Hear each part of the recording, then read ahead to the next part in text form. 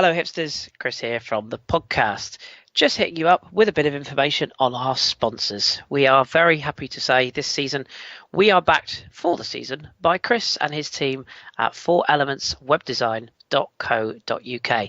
That's where you'll find them. You'll also find them on Twitter at 4elementsDES. What do 4Elements do? Well, if you're looking to build yourself the most hipsterish website possible, they are the guys for you. Branding, web design, marketing, video production, they're the four main elements, but they also look at so much more besides.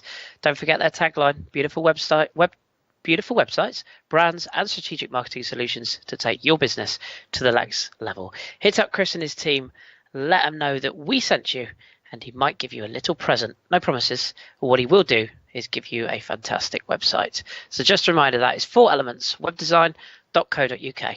And now, on with the show.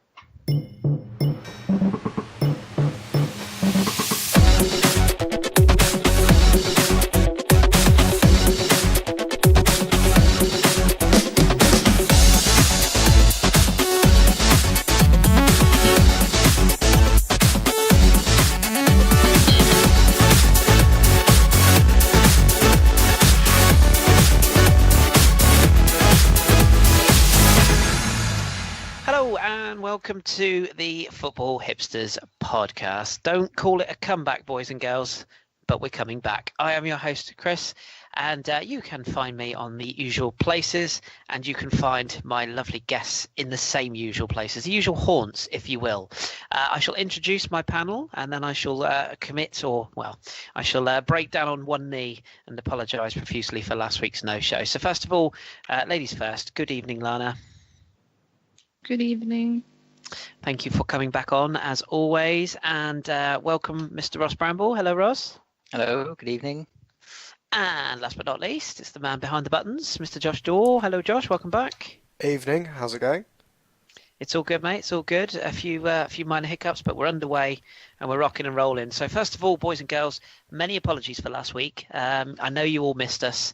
You might not have missed us, but hopefully you did, and that's why you're tuning in this week. We had a few problems with sorting out some times and getting people into adequate sections of time space in the weekend. So that's the reason why we didn't come to you last week. So our apologies. Sometimes life just gets in the way, but we're back this week and we're going to crack straight on with our weekly look at the football from across Europe. So we're going to start in the UK this week, and we're actually going to start Premier League and sort of kick it old school. So let's go in sort of a roundabout order this week and kind of mix it up a little bit. Ross, I'm going to start with you. Technically South Coast derby, if you can. I mean, it is a derby, I suppose. No, it's not. No, it's not. Okay, I'll take that back. What did you make of Southampton's away performance at Brighton? A 1-1 draw. Glenn Murray sort of equalising after Stephen Davis had put your Saints in front. What did you make of it, and what do you make of the sort of slightly growing impatience at St Mary's at the moment with the managerial structure there and what's going on at that level? Well, I'd be interested to hear from Josh in a minute, actually, because he was there and watched us live. I'd be interested to see what he thinks of how we performed. But personally, I thought we were, again, rather dull. We have adopted the Pellegrino Spanish style of football, which is possession-based. And as long as you've got the ball, the opposition can't do any damage to you, which is fine in principle, because Pep style is based on the same principle. But at the same time, to play that style, you need to have a certain level of quality going forward, which at the moment we don't have. So defensively, I think we're looking very good. And the performance was, I thought, very controlled. I thought we were dominant in the game, especially in the first half. But the problem is that when you have the ball for that long and you are content to keep it and avoid damage from your opponent, you do run the risk of sticking with a 0-0 or not being as offensive as perhaps you could be. So side will hold the ball, retain it, make the opponent chase them, but they'll still go and score 3 goals before half time. Whereas Southampton at the moment don't have the necessary quality to do that. Or maybe it's just the confidence to do that, because we certainly have the strikers that can score, routinely. So I thought we were a bit flat. I thought we were a bit dull, but at the same time, I thought we were largely in control. And then Fraser Forster's error again of planting his feet rather than travelling along the line as the ball is coming across for Glenn Murray's header has cost us a win in the end. So as a fans, I thought it was another step forward. But as a fan, I'm a little disappointed that things still haven't progressed from the Claude Puel era. The most I can say is that at least we are attempting to attack, whereas under Claude, it seemed like the instruction was we're not very good up front, so we have to defend. Whereas Pellegrino is giving us license to attack, but only in short bursts of about 10 minutes before half-time, before the end of the game. So I'm disappointed. I'm a little concerned, but at the same time, I think that after the Puel year, we may just have to appreciate that this is where we are at the moment, and for the past 7 years since League One. Yes, progress, but progress of a differing and slow sort of start, I suppose it could be said. And Brighton perspective, as far as you're concerned, Josh, as Ross said, you were there at the Amex. Brighton have they've picked up, haven't they? I mean, a couple of performances, obviously beating West Ham last week while we were away, and then another point here. I think Kris was saying he was disappointed not to get all three.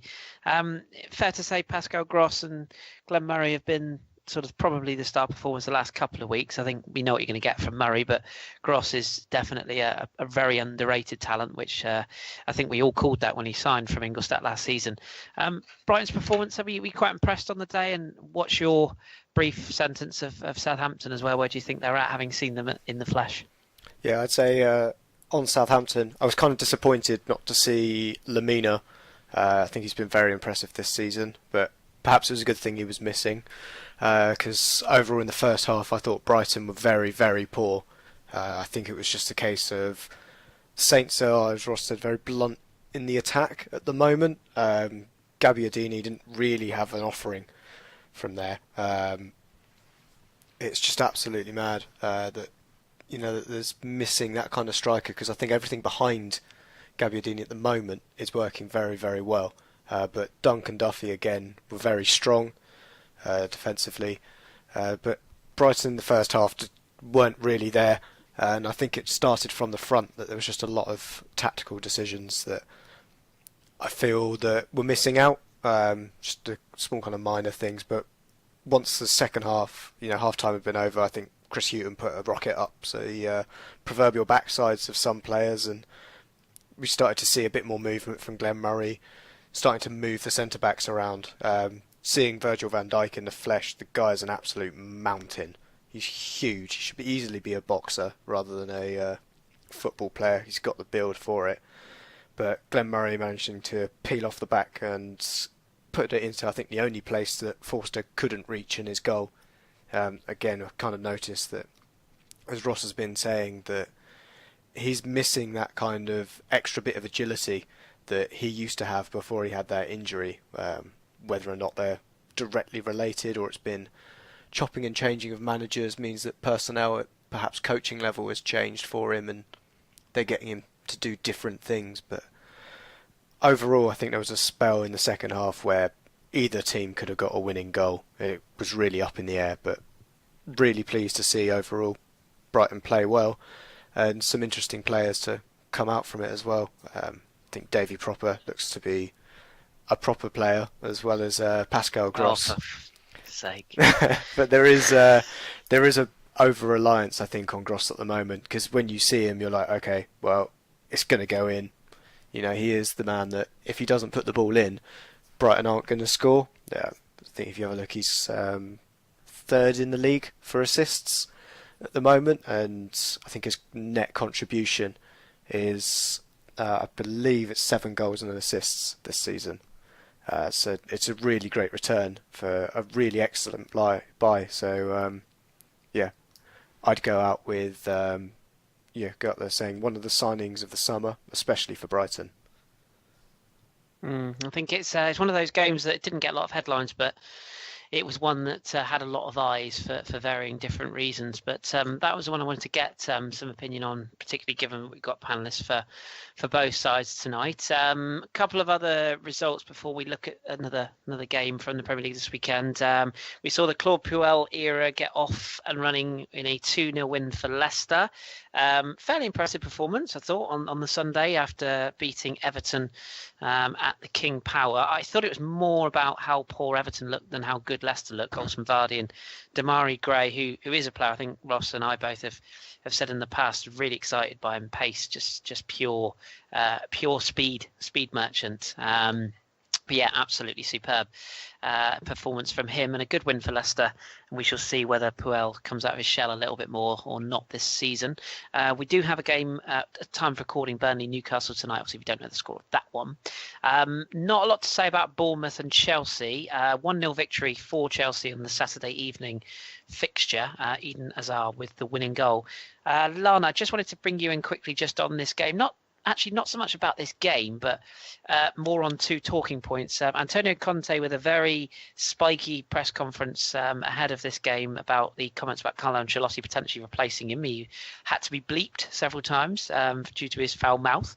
And then there's some comments from one Alvaro Morata, which have raised a few eyebrows today. Did you want to enlighten our listeners on both on those comments and your thoughts on Conte at the moment?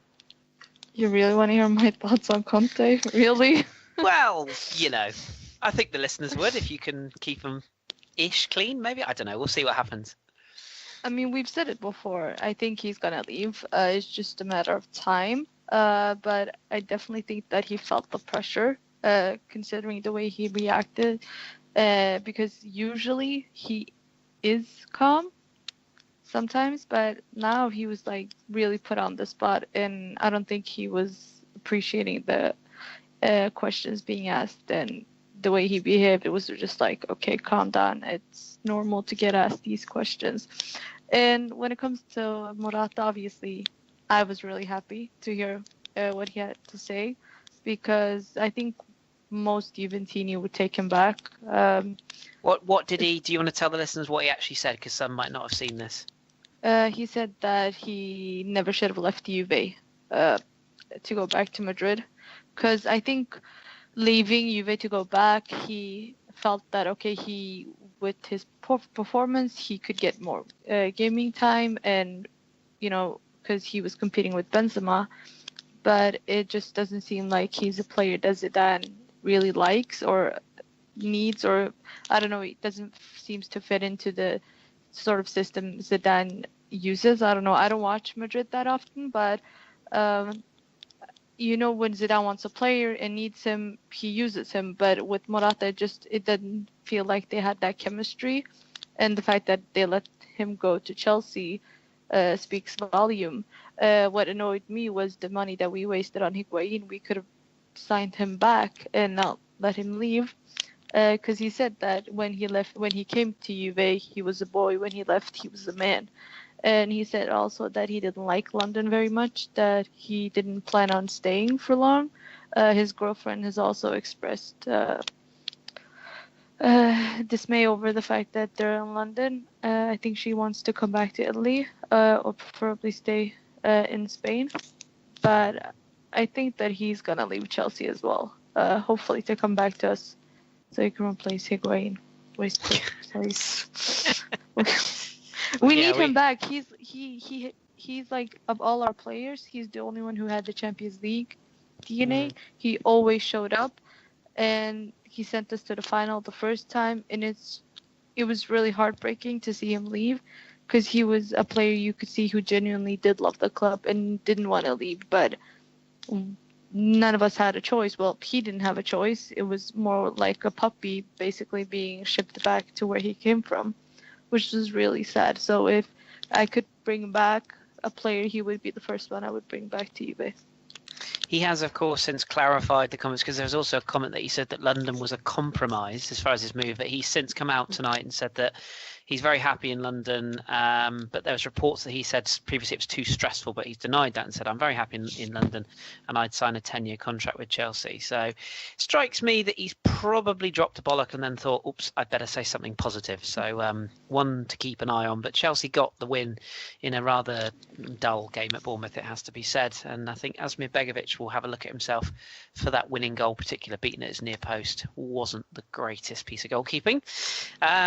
We also saw Manchester City roll on. Pep Guardiola watch. Ross, are you convinced? Are you buying into it now? I do have to bring up a good friend of mine, not Neil Ashton, who I'll refer to as Neil Trashton, who did make me laugh, referring onto a programme on the UK broadcast here, where he said, "Are Manchester City, quote, the best Premier League side of all time?" Yeah, come back to me in 38 games time, because I think the Manchester United of '99 and the Arsenal Invincibles might have something to say about that. But they are impressive, Ross. It has to be said. Not just possession now, but there does seem to be a bit more about them.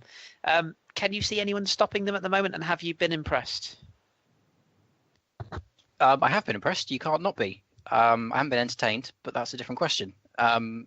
I've always said this, and I've had heat for it in the past for saying it, but it's simple as I don't find Pep's style particularly entertaining, but it works, and I will never question something that works, especially in something as diverse as football. So you have to be impressed by it. You have to say that he's finally got it working, at least so far. To say that they are the best team the Premier League has ever seen is an absolute crock, and is far too premature to begin lionising them like that, because let's not forget they had a very similar start last season, although not with the same amount of goals, but certainly with the results. They were blowing teams away, completely in control of games, and there was a feeling that they would run away with it, and then they ended up slipping. So I don't see that same kind of fragility in them so far, and I would still expect them to finish inside the top two by the end of the season on performances we are.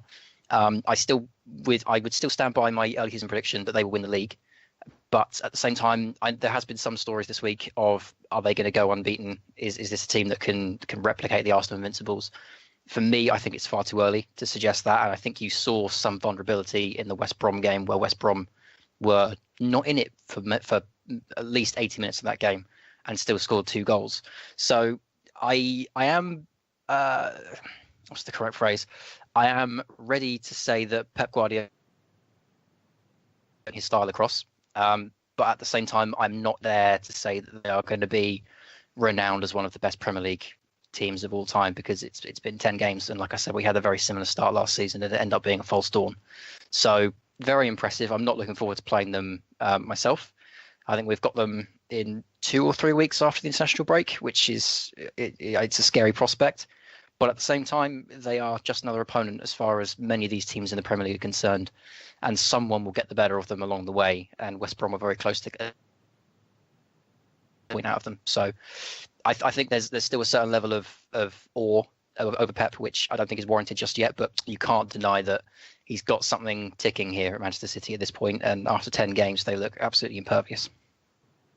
Yeah, they have been impressive, and like you, I sort of remain a little bit sceptical about just how much praise, but I think they are worthy of what they're getting, and that they have been. You may agree with me here, Kris. It seems like a lot of the media are about 5 steps ahead of where Pep actually is.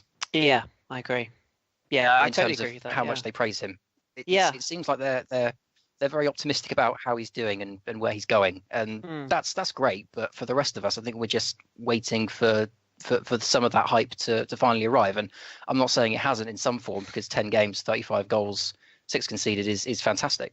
But there's already, like you say, talk of him going undefeated, and is this the best Premier League side we've ever seen? And that seems to me to be 5 steps further ahead than where Manchester City are right now. And that's one of my major bugbears with the way Pep's treated it. It's not even and just the way people react to him. But I mean, he could prove all those things right in the end. But for me at the moment, I think it's not there yet. Yeah, I mean, I would be a massive hypocrite to turn around and say, oh yeah, they've been absolutely brilliant. I've been loving them, because I stand by my views that some of the way they play and the possession-based game is not particularly my cup of tea, but it has been possession with a purpose in recent weeks. I can't deny that. And I look forward to having Joel on the pod again soon, because I know he's got quite a lot to say about Man City. So perhaps we'll save that for next week when Joel is hopefully back with us. But yeah, absolutely. Doff of the cap, 3-2 win at West Brom.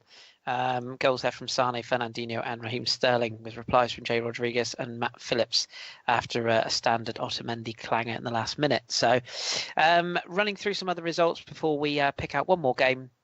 to talk about Stoke City winning 1-0 away at Watford. Rather surprising win that.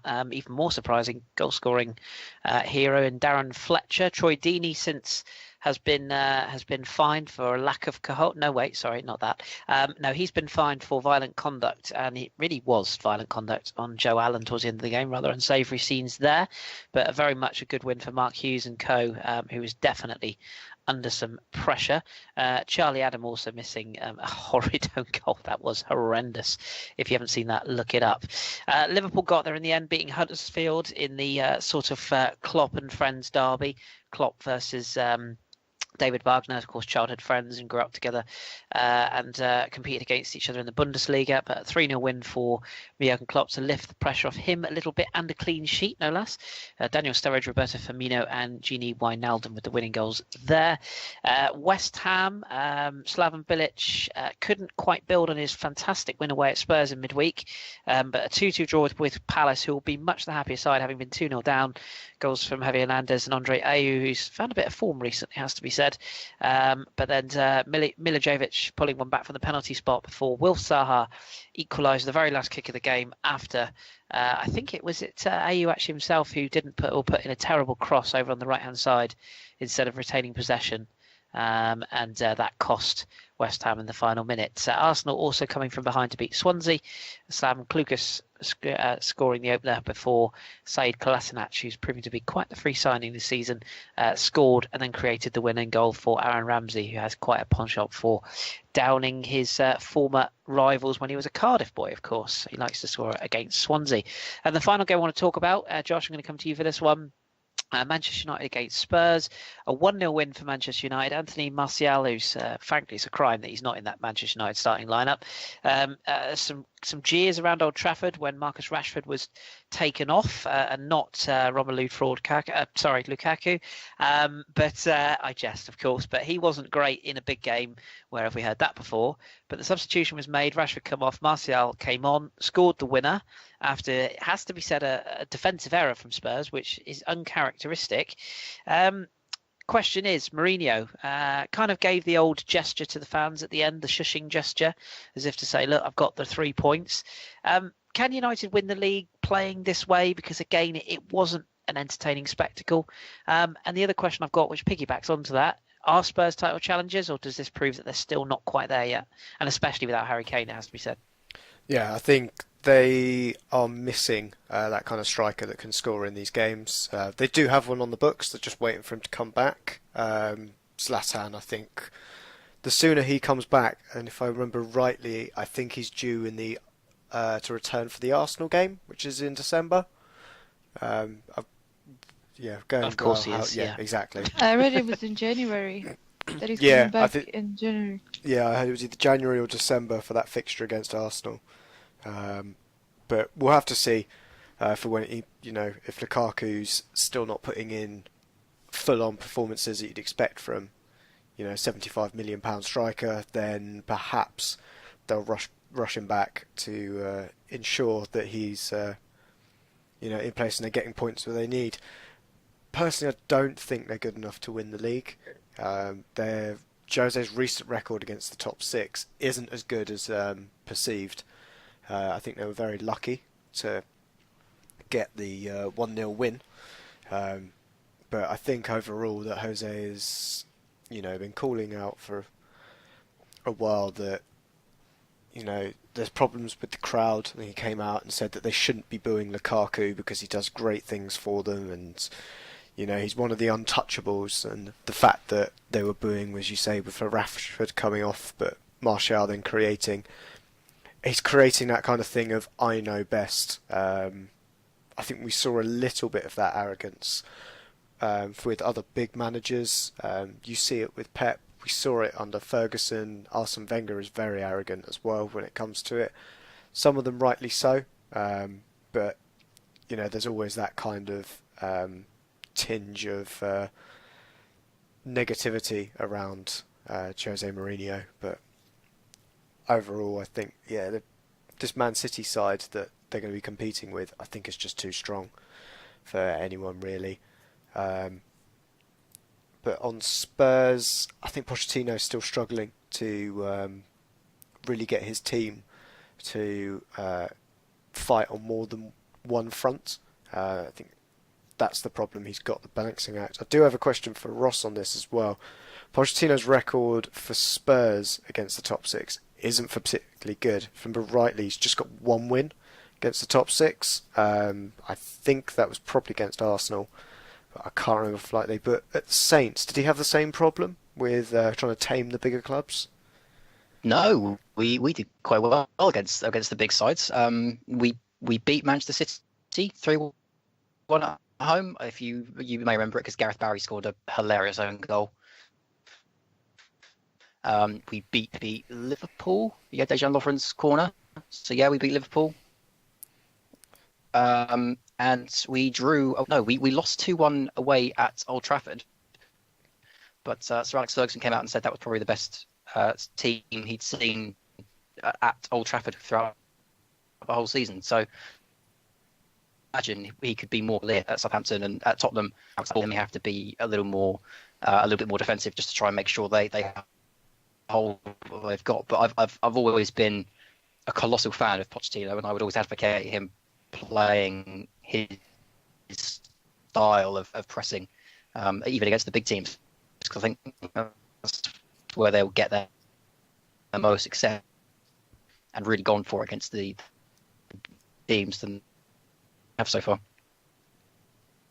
Yeah, I got most of the gist of that. Ross was a little bit choppy there. The great wide word of Reading is still giving him internet gremlins, but no, I as you said, I distinctly remember Saints taking Arsenal apart as well. Was it 4-0 when Cuco Martina got that one goal that he'll probably never score ever again in his career?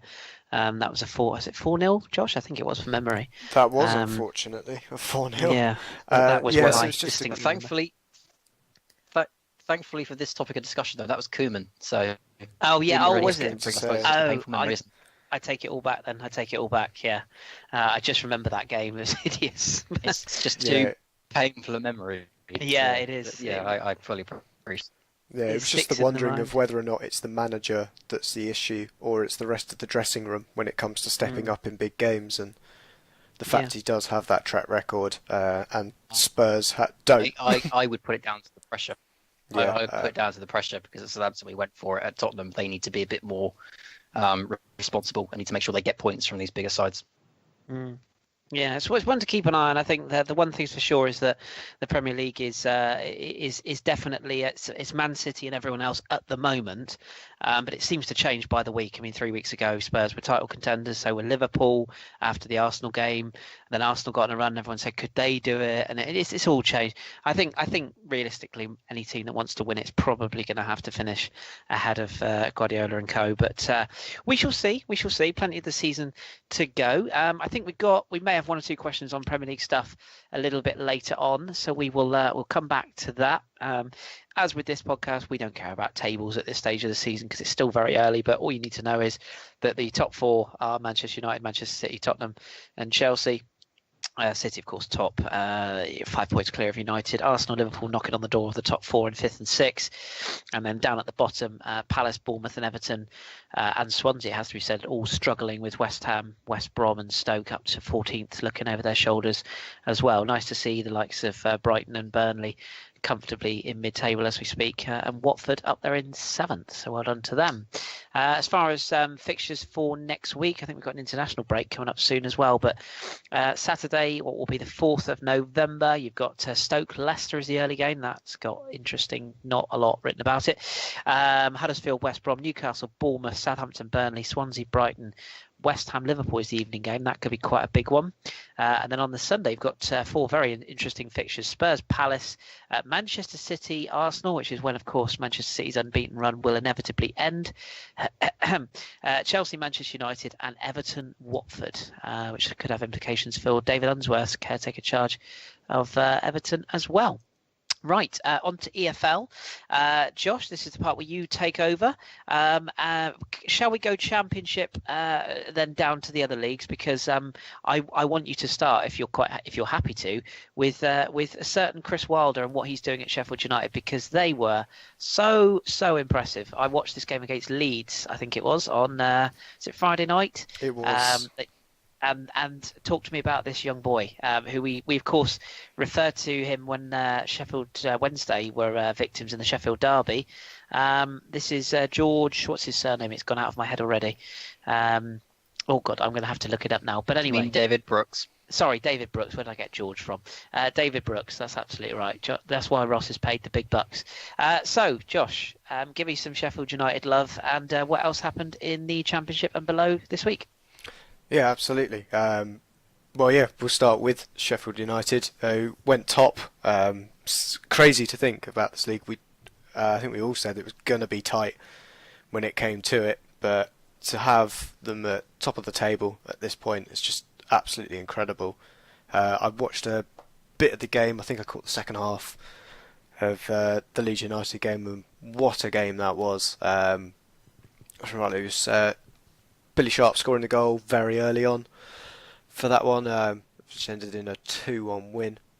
Yeah, I think other big results that we saw across the weekend as well. We had, big talking point, Hull City match, which saw a big protest from the Hull City fans throwing balls onto the pitch. I think overall that was not great for Hull's progress. Slutsy coming out and saying if they're going to protest, he says the fans, fine, happy to protest, but please do it in another fashion that doesn't affect the on-field play, because I think that didn't necessarily help them in what they were trying to do. Other fixture that I think we'll have a look at, Ipswich, Mick McCarthy had a very, very interesting press conference where he has just gone to tell the fans in no uncertain terms that he doesn't care what they think, because it was just a mad moment, really, I think, from Mick McCarthy. I shared it off to the group as well, but overall telling the fans that he doesn't really care what they think, he knows best, and he saw that with the changes that he was making. Ross, I'll come to you quickly on Mick McCarthy. We've seen him come out and say things like this before. Is this just what you get when you have Big Mick at the club? It is, but at the same time, I was going to make this point a minute ago when we were talking about Jose Mourinho. I don't understand why it's okay for Mick, but it's heinous of Jose Mourinho to put a finger to his lips. There does seem to be some favouritism in play, because Mick McCarthy is a character that most neutrals really like, and he can be extremely fun. And I do like him as a character, and he's a very good manager, and he's done some excellent stuff for Ipswich. But you can go to the press and be swearing at your fans and telling them that they don't know anything about football, because they have been calling for the match winner Selena to come on and play more games for Ipswich for the longest time. And they gave an ironic cheer when Mick brought him on. Then obviously Selena scores the winner for a free kick. He throws his shirt into the crowd. Everyone goes absolutely mental. He then gets asked about it in his post-match press conference, and he comes out with some crude remarks. Brilliant character. He's a fantastic manager, and I love him as well. But I find it a little strange that Mick McCarthy will be told, "Oh, what a bloke," and Jose Mourinho will be told, "You can't do that. That's arrogance." So I suppose it depends on your opinions of the characters themselves. But it's another one of those things that I like about the EFL. You do get these kinds of managers. You have the Mick McCarthys, you have the Ian Holloways, you have the Paul Tisdales.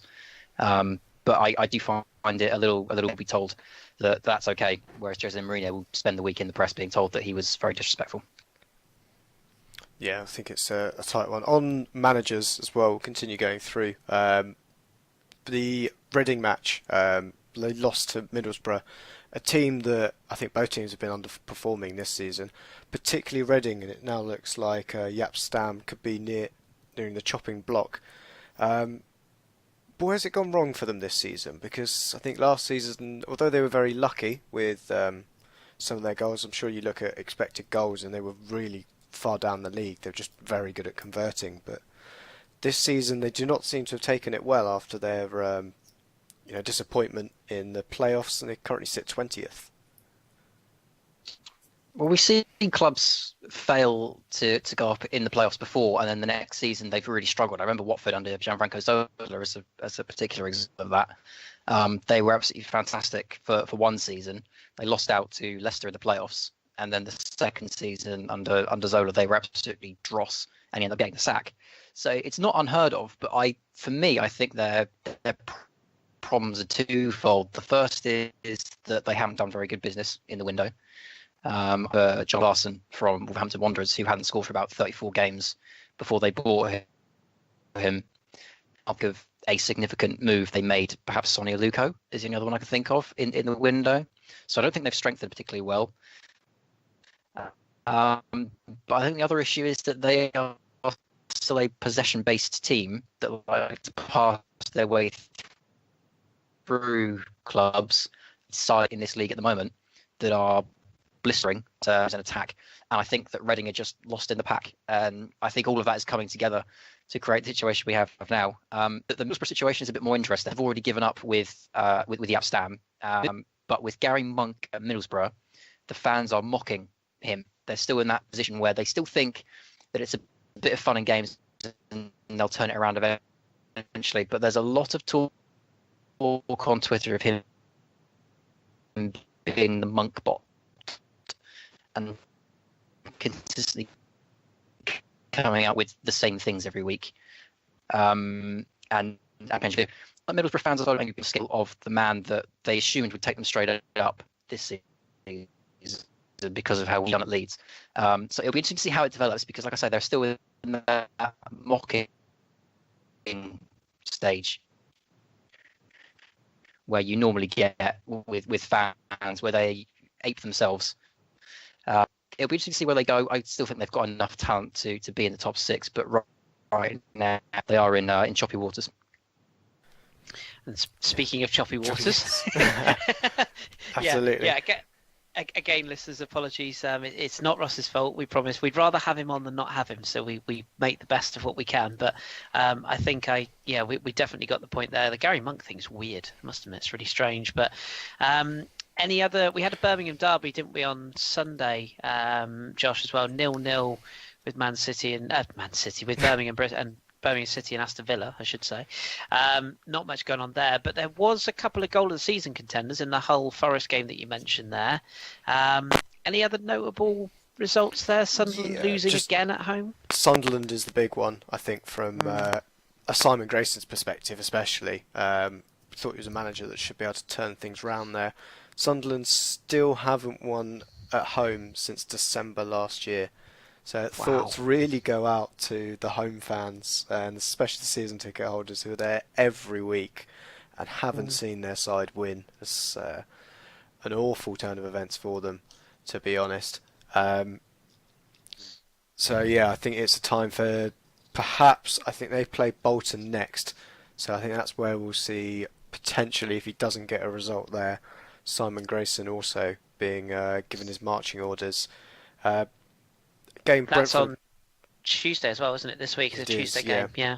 Bolton, at home. Yeah. Wow. Get your money on Sunderland because you know they're going to win now. We've just talked them down. But sorry, carry on. Absolutely. As I say, Bolton managed to get a draw against Fulham, fortunately conceding in the last minute to a Kearney goal after Amiobi scored for them. That just drop into the lower leagues now. Shrewsbury's unbeaten run was beaten cruelly by a stunning 40-yard strike against Peterborough. The manager afterwards coming out and saying that, to be honest, if we were going to lose our unbeaten run, then at least we've done it to a goal we could do nothing about. But overall, I think they're just a little bit disappointed that that's gone from them, but they're still going strong in the league. Then go ahead and have a look at Bristol Rovers getting a 2-0 win over MK Dons. It's easing some pressure on Darryl Clark overall, who was getting a little bit in a sticky situation there with Bristol Rovers. And yeah, just Wigan and Blackburn derby that also occurred this weekend.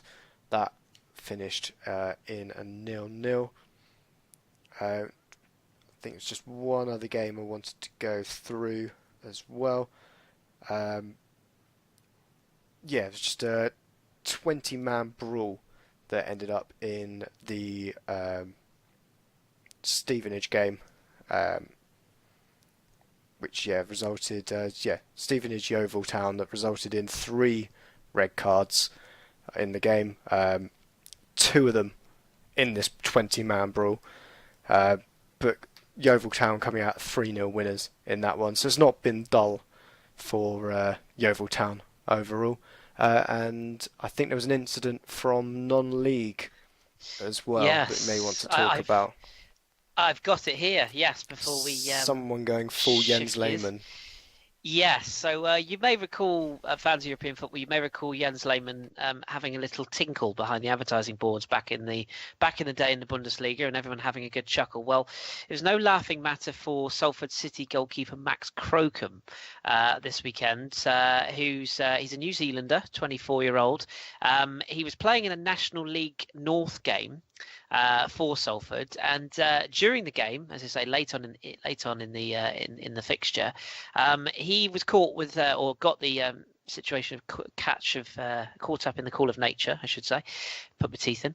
Yes, the stewards advised him that he shouldn't do what he was about to do. The Park Avenue security secretary, Colin Barker, said he was told by the steward twice not to do it, and he went ahead and had a pee.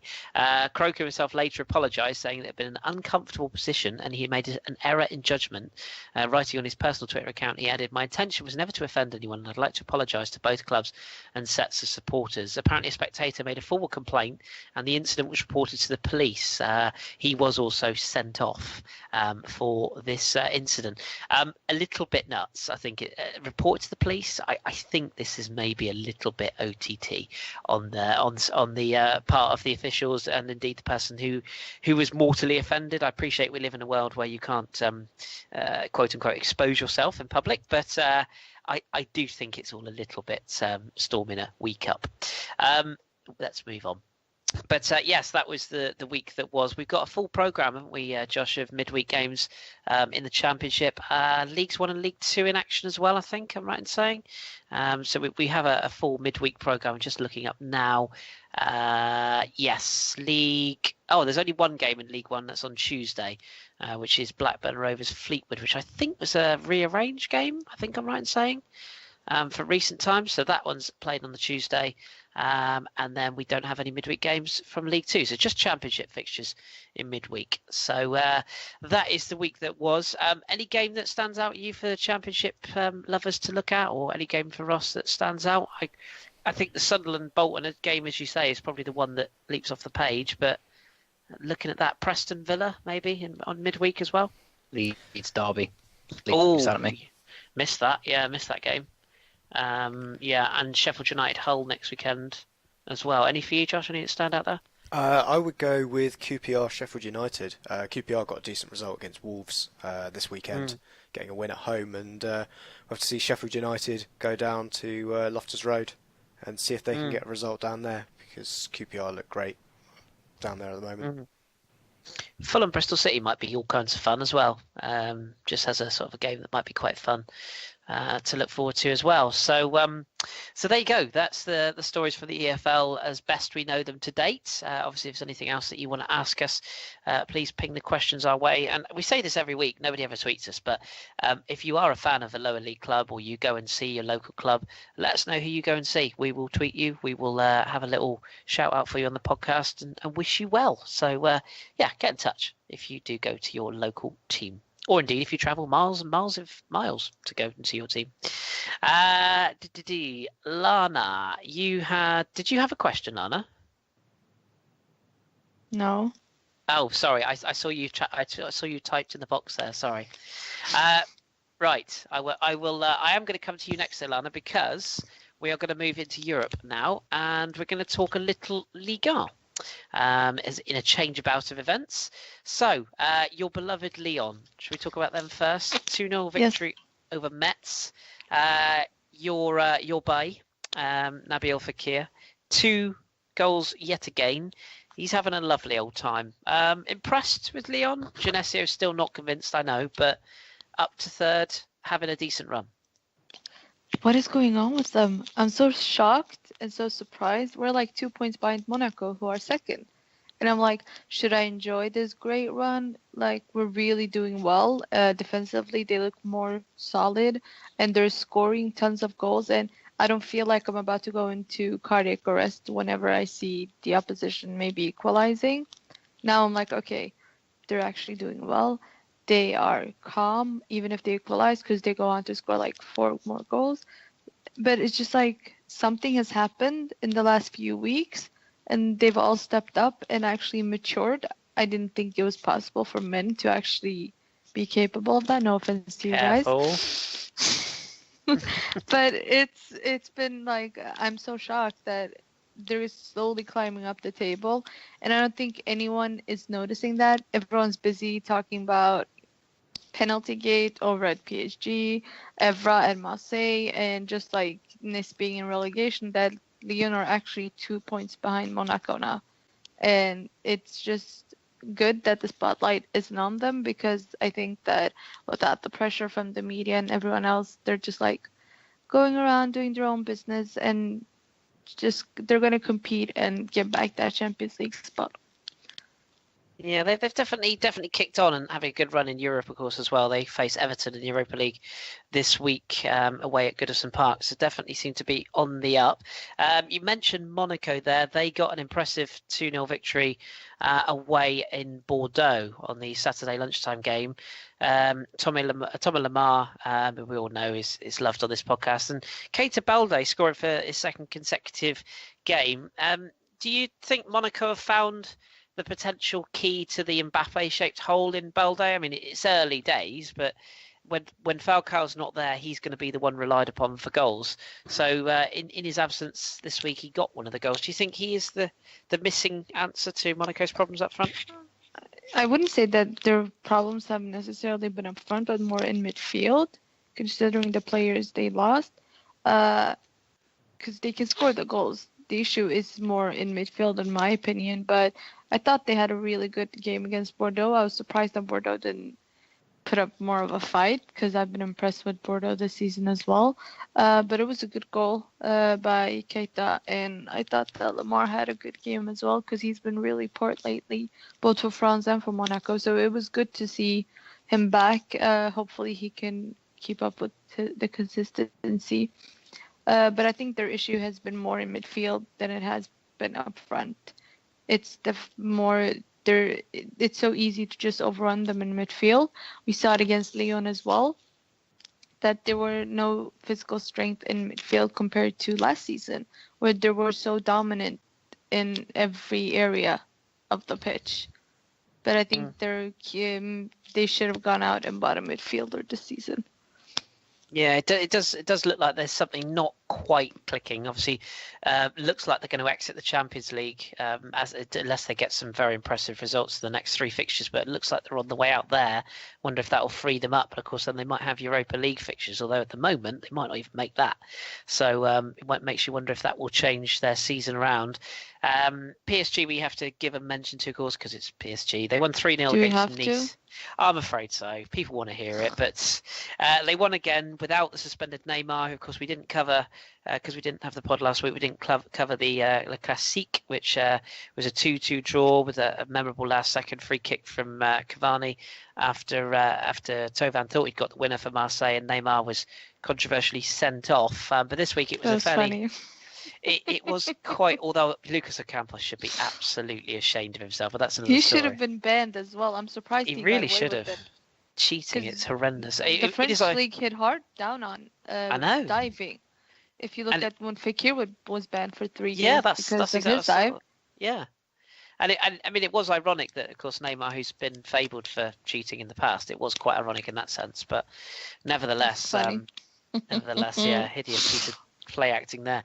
But they got back to a very comfortable victory this weekend, 3-0 over Nice, 2 goals for Cavani, and what was classed as Dante own goal.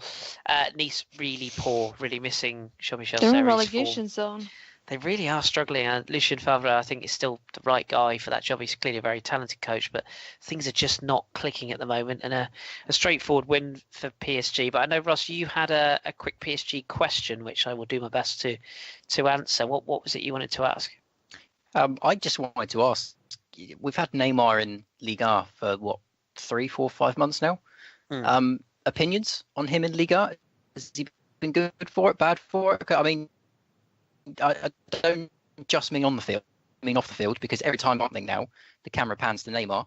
So is he been good or bad for Liga so far? I think he's been good. I think that the biggest problem you've got is that there was something that was tweeted by, I'm going to try and look this up, courtesy of our friends, Get French Football News, I think, posted this viewing figures, and that Ligue 1 is actually the third most watched league in Europe now, which sort of kills the idea that it's... and there was Jonathan who tweeted something about it, I think. Jonathan Johnson, yeah, I saw it tweeted that the viewing figures are very high for Liga, and I can't help but think that's because of the stars. But I don't think he's been. He hasn't stand out. No, Yeah, I think if you look at Zlatan when he came, and just what a hit he was, and I think it's been more controversy with Neymar rather than, scoring goals, winning games, and doing all that. It's been more negative attention around them rather than positive, in my opinion. Yeah. And I don't think that, of the standout players so far this season, League One, Neymar is definitely not in my top 5. No, I would agree. I would agree with that. I think he's been good, but I don't think he's hit the heights yet. I think where he will come good is the Champions League. That's where he's reserved his best performances from. And one thing that has to be said, whether you're a fan of Neymar or not, whether you think he can play, act or not, he is being kicked every single game I watch. He deserves it. I knew that was coming. This Nice game in particular, I mean, the Marseille game in particular, he was kicked from pillar to post. It's not a big surprise that he did eventually react to being provoked. But yeah, I'd say jury's out, Ross. I'd say, to answer your question, I would say it's been mixed, but the one thing, as we say, it has done is it has brought viewing figures up for Liga, ahead of Bundesliga and La Liga, interestingly. I'll just leave that there. I think I read last week that the Classique was it had more views than any Premier League match so far this season. Yeah, that was right. Absolutely. It had more views than the Manchester. Liverpool and Spurs game. Liverpool it had Spurs, more views. Yeah. Yeah, it did. Yeah, and it was a very good game of football, and PSG were very guilty of being over arrogant in that performance, I felt. But PSG also being heavily linked with Felipe Coutinho in January, so we shall see if that. What is wrong with them? Seriously. I don't know why they need him.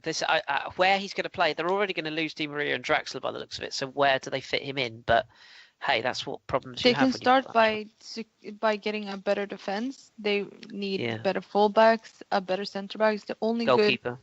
Yeah, their issue is at the back, not up front. They need a replacement for Mota, and they Thiago still didn't replace. Yeah, Thiago Silva needs to go. He's so trash. Kurzawa, I'm not convinced at all as a fullback, but he's all flash, little substance. But yeah, I do agree with you. But one thing's for sure, this result was comfortable. 3-0, as we said, over Nice, and that leaves them up top in Liga. Got the other results to run through as well. Troyes losing at home to Caen. Roddy Rodelin with the winning goal there. Dijon cut the mustard this weekend, beating Claudio Ranieri's Nantes. Julia Tavares with a rather surprising result that for Dijon, but good 3 points for them. Amiens picking up a very very useful point away at Guingamp. With a 1-1 draw, despite having Guano sent off. Rennes, very surprisingly, Rich Allen will be happy picking up a 1-0 victory away in Montpellier. Brandon with the winning goal in the 59th minute there. And Strasbourg continuing to pick up points. They're unbeaten in 4.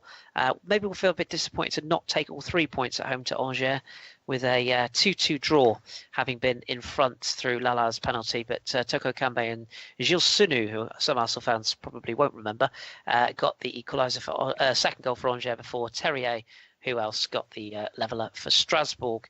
And then we've talked about Lyon. Toulouse and St Etienne rather stunk it up on Sunday. That was a pretty dreadful 0-0 draw. And finally, Lana, Lille losing at home to Olympique Marseille. Rudy Garcia going back to his former club. Pressure really on Marcelo Bielsa at this point. Another defeat for Lille, who had long spells of this game, but Morgan Sanson's 5th-minute goal enough, because Lille just didn't have anything up front, did they? There was just no cutting edge. I've talked to the other guys about Marcelo Bielsa before, but what's your thoughts on what he's doing there? I didn't even know he was doing anything there. I feel like he moans and complains more than he actually, he contributes nothing.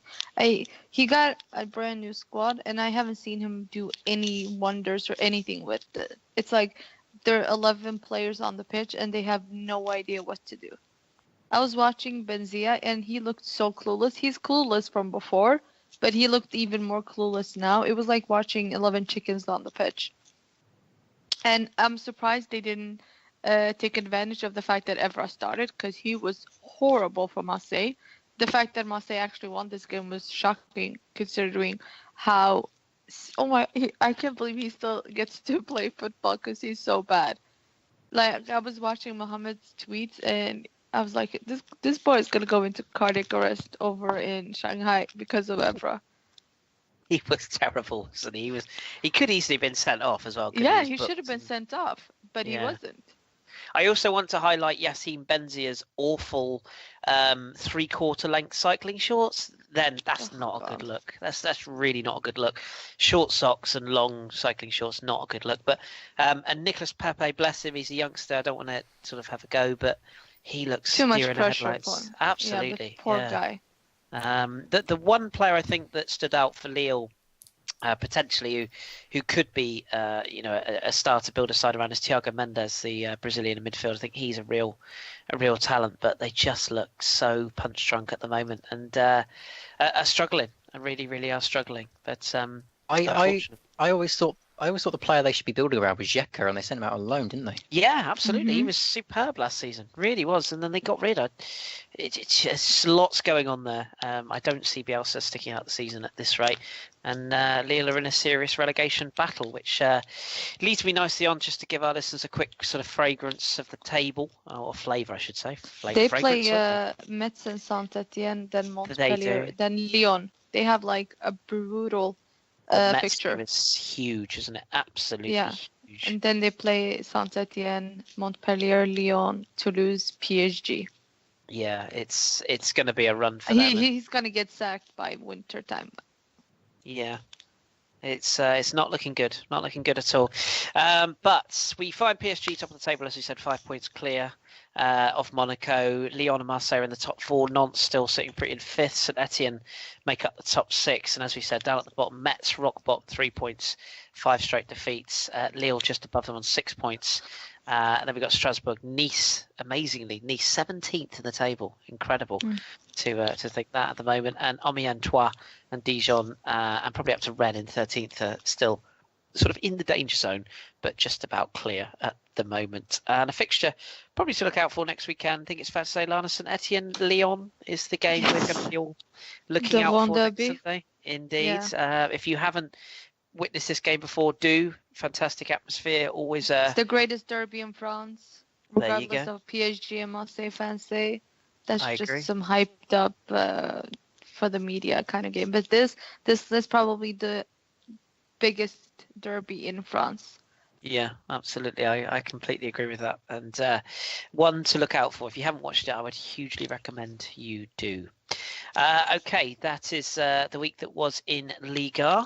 We shall move along now to a La Liga roundup. This has been provided by our very own Joel Meloir. So thank you, Joel, for your kind notes. He sent me an absolute avalanche of stuff here. So I'm going to literally read through this. And then if any of the panelists have got any questions that I'm capable of answering, please do shout in as we go. So the weekend that was then in La Liga. So Valencia extended their winning streak to 7 matches to stay on Barcelona's heels at the top of La Liga. Who'd have thought that after last season? 2-1 victory at Alaves came through goals from Simone Zaza and Rodrigo, whose second half penalty restored the lead following an equaliser in the second half from Alexis. Not that one, but the other one. The Italian forward Zaza fired a powerfully struck opener in the 34th minute after collecting Pereira's cross on the right and driving the ball high into the near top corner. Alexis' header was the leveller, but a deliberate handball close to his own goal from the defender Rodrigo Eli proved costly, and Valencia slid home a 66-minute penalty to secure all 3 points. Elsewhere, Leo Messi and Paulinho both scored for Barcelona to keep their place at the top of the league. Entertaining game at San Mamés against Bilbao. Barcelona dominated the first half and weathered the storm in the second as Bilbao took hold of the game. The new Barcelona are resilient, and Paulinho has added a very positive dimension to their play, Joel says. Carlos Bacca also netted a late leveller for Villarreal, who held Atletico Madrid, who look a bit stuttery at the moment. That was a 1-1 draw. It's their 5th stalemate in 6 games in all competitions, so not quite Simeone's strongest hand at the moment. The hosts broke the deadlock after 61 minutes. Angel Correa slotted his 4th goal of the campaign to give Atleti the lead, and hope of leapfrogging Real Madrid at that point. But Bacca's close-range header in the 81st minute grabbed a share of the spoils, and the new boss, Javi Calleja's unbeaten league start now. He's had a lovely old time at the Yellow Submarine. This is the result, of course, of the weekend. I don't think anyone saw this coming. Little Girona claimed a stunning 2-1 victory against Los Blancos, Real Madrid, dealing a major blow to their champions, the champions' hopes of retaining the title. It wasn't a fortunate win either. Girona hit the post twice in the first half before unluckily falling behind to a breakaway goal from Isco, but they turned the tables with 2 goals in 4 minutes in the second half. Christian Stuani, who Middlesbrough fans and Ross might remember, and Porto withstood the inevitable Real salvo with relative comfort and came away with the 3 points. Amazing result that for Girona, and a really, really damaging defeat for Real Madrid, who of course face Spurs in the Champions League at Wembley Stadium this week. So a big week for Real Madrid. I think the first Clásico is hovering quite soon as well. So Malaga, they got a huge win, their first of the campaign, in fact, 2-1 over Celta Vigo, and that climbed, or lifted them, I should say, off the bottom of the table, so they climbed off the bottom. With that victory, they've only claimed 1 point for the first 9 matches, but they took the lead through Adrian Gonzalez. Iago Aspas looked like he might have secured a point for Celta Vigo in the 76th minute, but 7 minutes later, Recio scored the winner for the penalty spot after Gustavo Cabral handled in the area. So good win that for Malaga. Eibar fought from 2 goals down to draw 2-2 with Levante on the Sunday game. Morales gave the visitors the lead in the 35th minute, and 2 minutes later Enis Bardi got the second, but Eibar gave themselves a lifeline into the second half, 6 minutes in, with a goal from Anatis Arbilia, say that when you've had a few, and Charles, and the strugglers what could prove to be a very valuable point with the equaliser in the 74th minute. Getafe produced a superb second half performance as well, to come from behind to beat Real Sociedad 2-1 at the Coliseum Alfonso Perez Stadium. The visitors took the lead just after 5 minutes when Adnan Januzaj, remember him, picked up the ball just inside his own half, was allowed to advance past the unchallenged past the defence before playing a perfectly weighted ball to Mikel Arratibal, former Hipster's choice back in the day, who fired the first time finish into the corner. And Getafe offered little going forward in the first half, but they were a different side in the second half. Portillo's superb cross, I think he's former Real Madrid actually, Francisco Portillo, but his superb pass allowed fellow substitute Angel Rodriguez to control his chest before firing home. And the home side, though, secured all 3 points 5 minutes from time when Inigo Martinez brought down Rodriguez in the area, and Jorge Molina scored from the spot. So they are the standout highlights from this week's La Liga.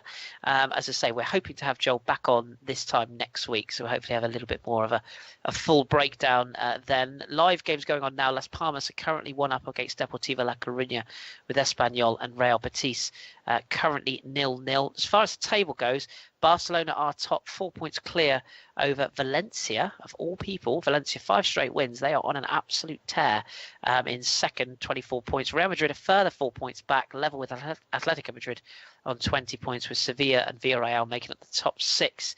And down at the bottom, Deportivo Alaves bottom on 3 points. Malaga with that win this season off the bottom, now 4 points, with Las Palmas, Eibar and Deportivo La Coruña all looking over their shoulders up to 16th position. As far as next week's fixtures go, Valencia, if people want to keep tabs on how they're getting on, they face Leganes in the early game on Saturday. La Coruña face Atletico Madrid. Barcelona Sevilla, of course, will be the game that people will look out for on the Saturday evening, 7:45 kickoff there.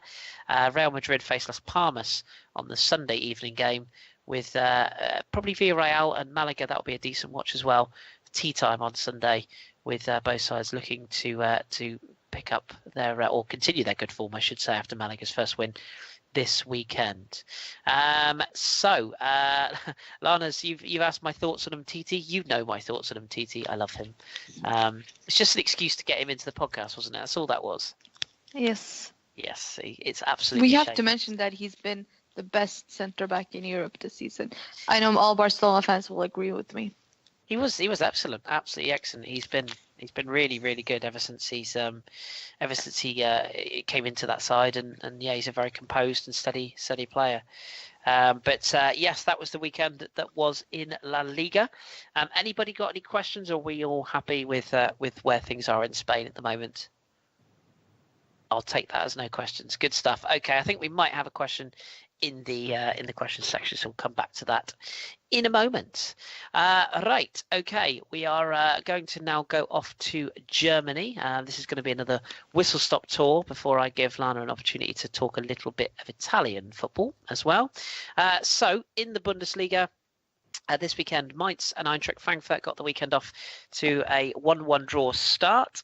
Serdar equalising for Mainz after Bell's own goal had put the mighty Eagles in front. Hoffenheim, rather surprisingly, losing for the first time in quite a long time at home to Johns Borussia Mönchengladbach. Torgan Hazard, Ginter and Vestergaard with the goals there after Demirbay had put Hoffenheim in front. If you haven't seen the wonderful footwork from Vincenzo Grifo to set up the Ginter goal, go and look at it. It is wonderful. Tiptoeing in and out two defenders and slotting the pass through for the winning, what proved to be the sort of the first goal of the clinching 3-1 victory, or the goal that put them in front, put it that way. Wonderful stuff. Hamburg continue to be in trouble. Where we heard that before, losing to Hertha BSC. Niklas Stark and Rekic with the goals for Hertha. Arp got one back for Hamburg in their lovely pink kit, but it wasn't enough, so they have lost again. Schalke and Wolfsburg played out a 1-1 draw. Divock Origi netting a very, very late equaliser for Wolfsburg after Nabil Bentaleb had put Schalke in front. Two ex-Premier League goal scorers there. Leverkusen piled more pressure and more hassle on Cologne, who are still rock bottom of the Bundesliga. Only 2 points all season in their hideous away kit of grey and neon yellow, has to be said. Girassi actually put them in front, but goals from Leon Bailey and Sven Bender ended up with the points for Leverkusen. And rather surprisingly, Hanover, who are doing wonderful things this season in the Bundesliga, beating Borussia Dortmund by 4-2. This was probably the highlight of the weekend. Zagadou sent off in this game, having scored as well. Yarmolenko also scoring for Dortmund before missing an absolute howler. But goals from Jonatas, Bebu, Klaus and Bebu again in the 86th minute, netting all 3 points for Hanover, who have had a terrific start to the season. Andre Breitenreich, the former Paderborn and Schalke coach, is doing some wonderful things in terms of that performance, or in terms of the team at Hanover 96, who, of course, let's not forget, were promoted last season. I think I'm right in saying that the other chap who's there, is it Horst Held? I think it's his name. Is also part of that group of management crew, I should say, with Breitenreiter at Hanover. So absolutely superb performance from them. And they stay high in the Bundesliga with that result. Elsewhere, Bayern Munich, they continue their run since Ancelotti has died. But since he's passed on from the club, the James Rodriguez show is back in town. He got one, and Robert Lewandowski, who actually limped off injured after this game.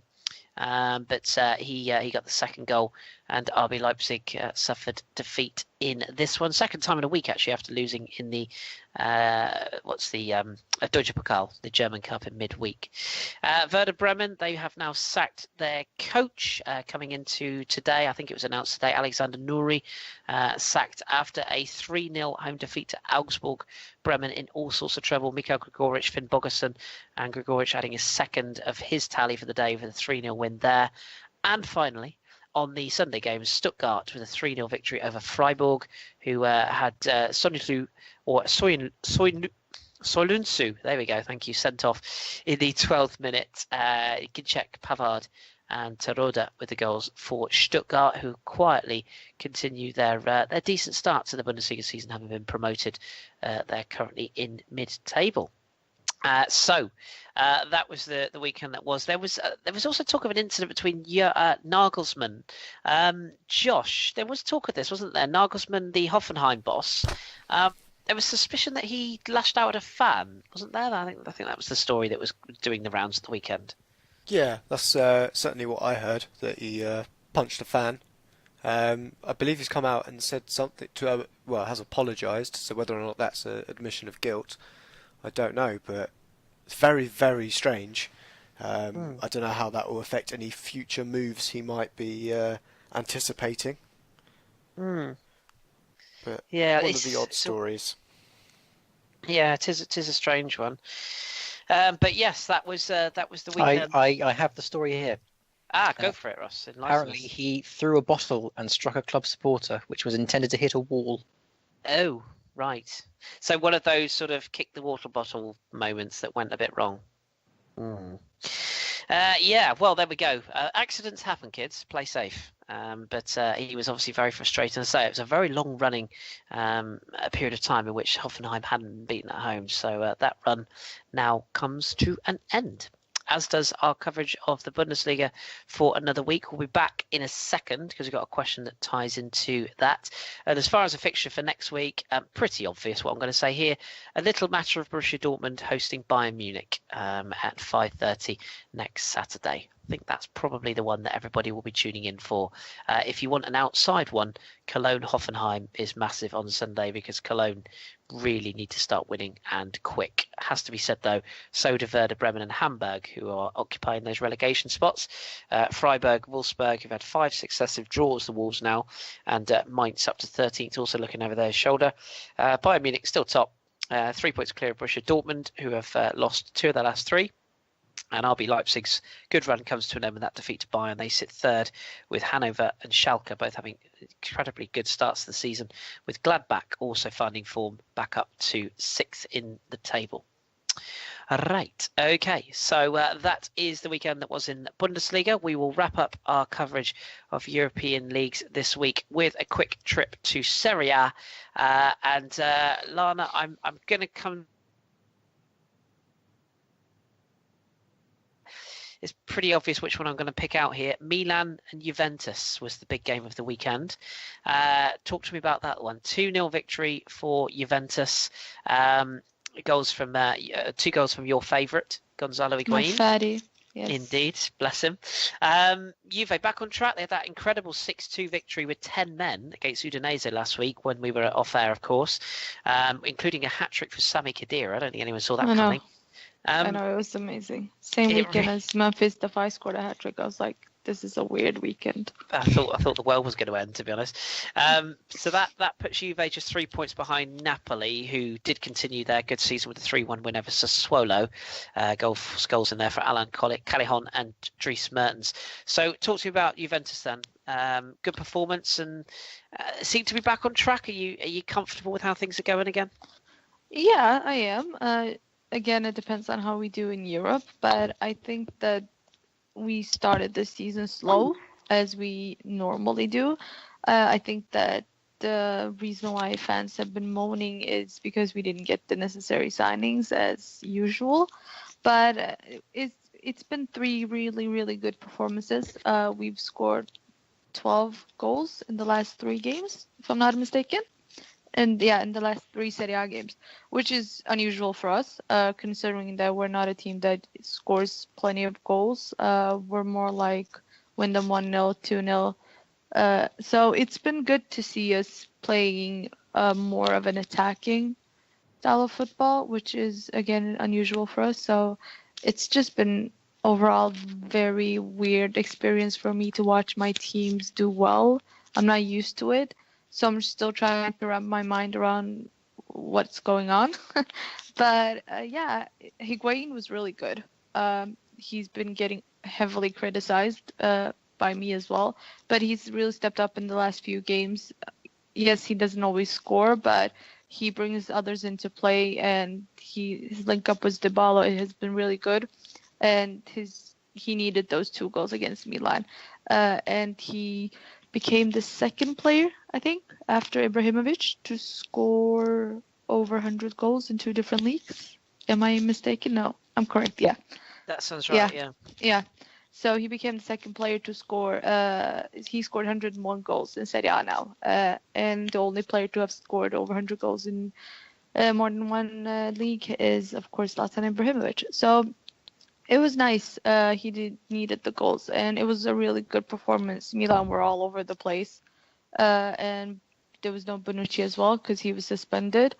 So Milan, I don't know what's wrong with them. Montella is really struggling, and they're just all over the place at the moment.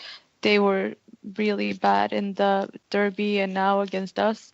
So it will be interesting to see how it goes. I think there's going to be a few sackings around Europe when winter time comes, and I think Ancelotti will take over. I think the same. Yeah, I think everyone is like just waiting for the other shoe to drop and be like, just come in, save us. But then again, in my opinion, I don't think he would be the right one for the job either, because Ancelotti's not someone who comes and builds a team. So it will be interesting to see how he will do.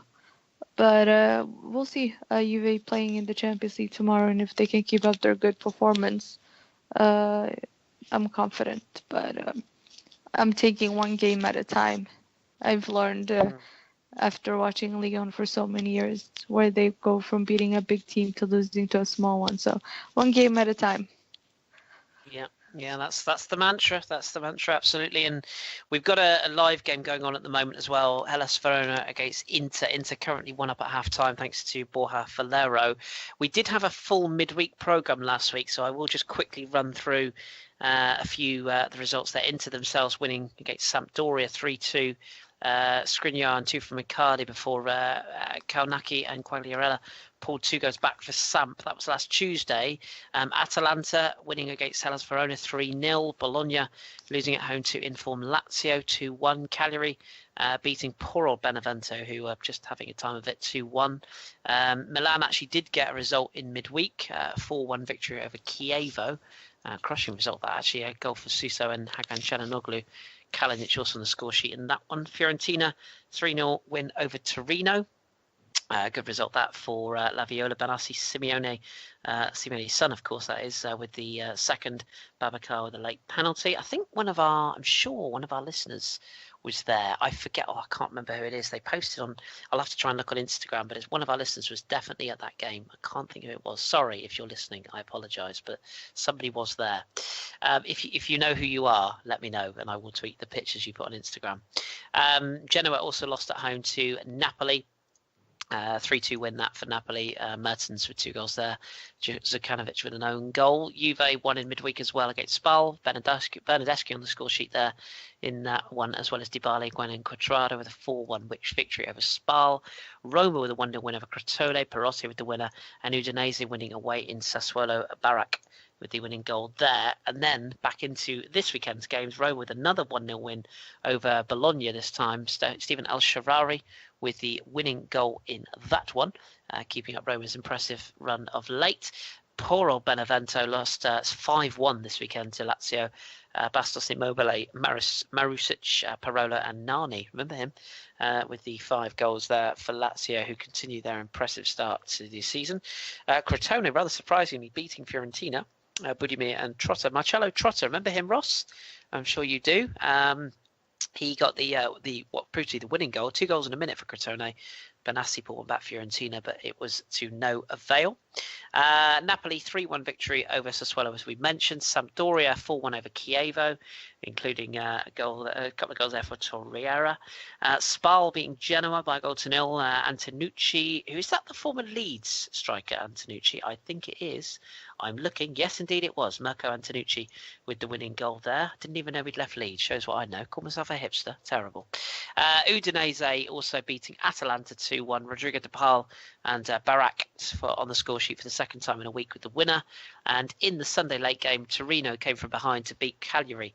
Barella firing Cagliari in front, but Iago Falque and Obi with the winning goal, the former Inter Milan midfielder with the winner there for Torino, who come from behind to claim all 3 points. So that was the weekend in Serie A. As we said, Napoli still top of the table, 3 points clear of Juve, with Lazio on an absolute charge at the moment, with 28 points on the board, 5 straight wins for them in third. Inter, at time of recording, fourth. They could go third, of course, if they hold on to that win that they are currently in front. Chievo, Roma and Sampdoria make up the top 6, with Fiorentina and Milan just outside.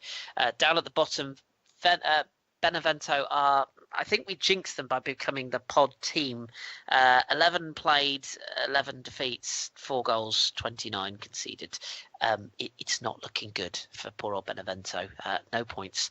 They are pointless in every sense of the word. And bottom, Hellas Verona also struggling with 6 points, as are Genoa in the bottom 3, with Sassuolo, Spal, Crotone and Cagliari all looking over their shoulders on 9 points or less below them as well. So yeah, fair to say Serie A is currently in a state of sort of turnaround, if you will. There's lots of teams that are getting results against the odds, and the big teams just keep winning.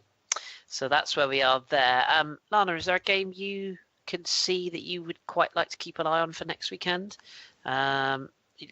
Juventus Benevento could be quite interesting at the J Stadium, but also SAS Milan for different reasons, maybe on the Sunday. Any others you fancy?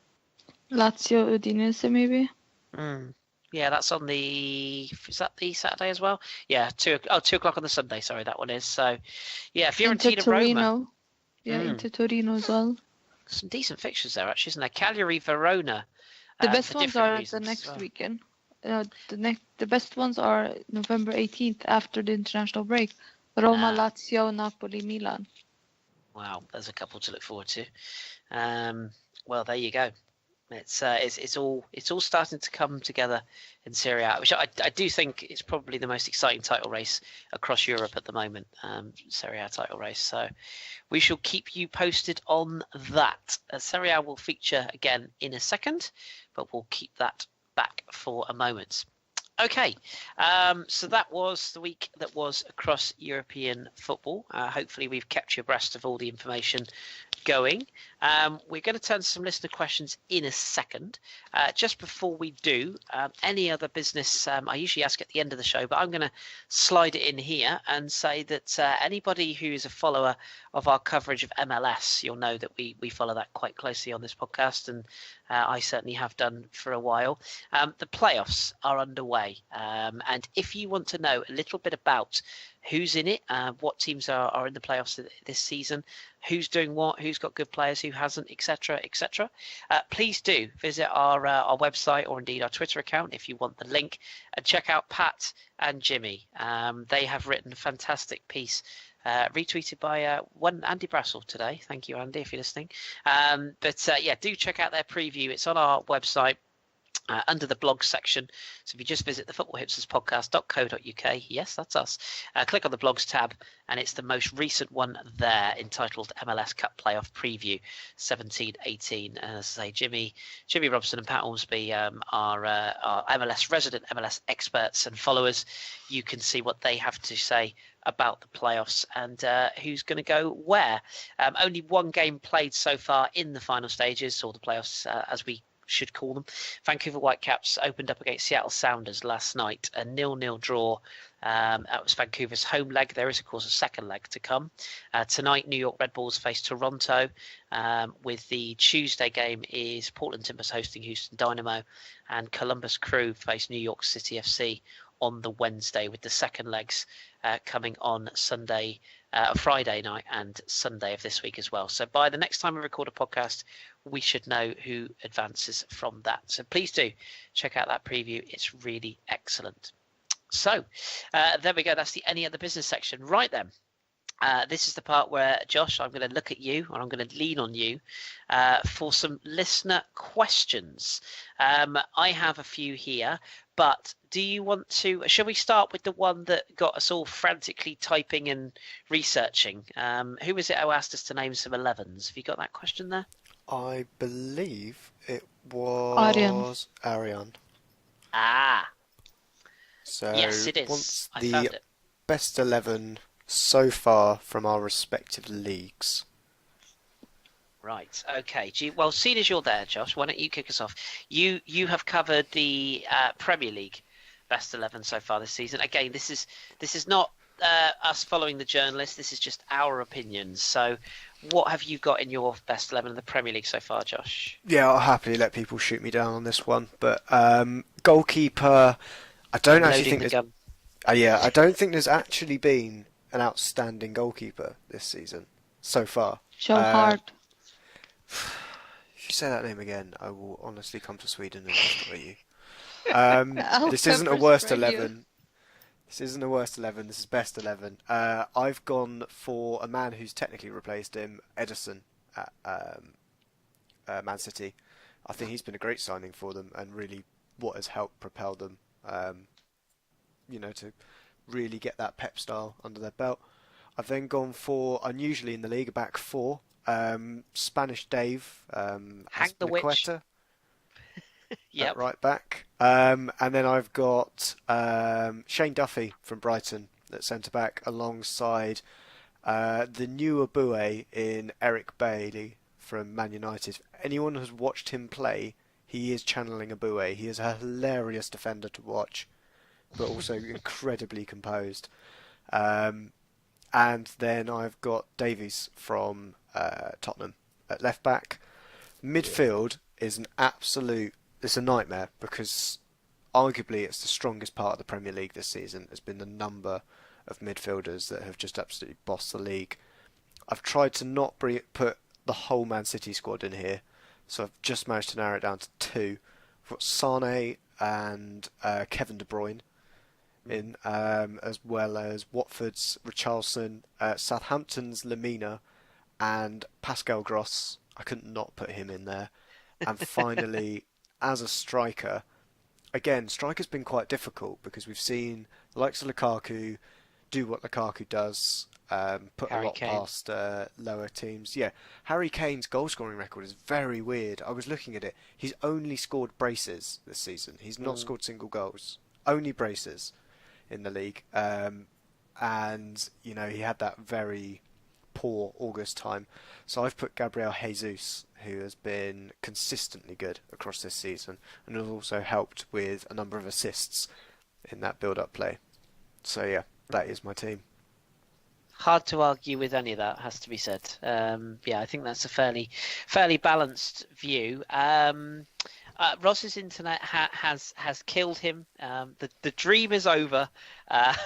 Ross has died. I hope he hasn't died, actually. I hope his Skype has just gone. But it looks like Ross's internet has failed him. So I shall try and do him justice because he has picked a team for us as far as the EFL goes. So this is Ross's best 11 of the EFL so far. We've got Leo Bonatini in goal for Wolves. Josh, if you want to... other way round, Chris. Sorry. Leo Bonatini is Leo their Bonatini's striker. So should we start with Angus Gunn? That went well, didn't it? Angus Gunn is in goal, yes. Son of Norwich City legend Brian Gunn, I think I'm right in saying. I know that much. Sean Morrison, centre-back for Cardiff. That's the former Millwall defender, is that? Sean Morrison? No, that's Steve Morrison. I'm doing well here, aren't I? Anyway, Sean Morrison at Cardiff is centre-back with Tim Closer. I know he used to play for Wolfsburg, so I remember that much in the Bundesliga, so he's there. Ola Aina at Hull. I've heard good things about him at fullback, along with Cyrus Christie, who I also know about. Is he the ex-Derby boy, Josh? Is that right, Cyrus Christie? Yes, he is. I'm saying that with a lot of conviction. I was going to say, you almost convinced me then. I think it is anyway. When Ross listens to this, he's going to be shaking his head, honestly. Samuel Saiz at Leeds. Yeah, I've been impressed with him. He's got terrible hair, but he looks quite tasty on the ball. He does like to pick up the ball and travel. Say that again? Sorry. Pot calling kettle black there, I think. It's nothing wrong with my. Have you not seen my new haircut? It's. Anyway, let's move on. Luke Freeman. Speaking of haircuts, he's in there for QPR. And then Kieran Dowell, who he got a hat trick, didn't he, for Forest last weekend? He did. Away at Hull.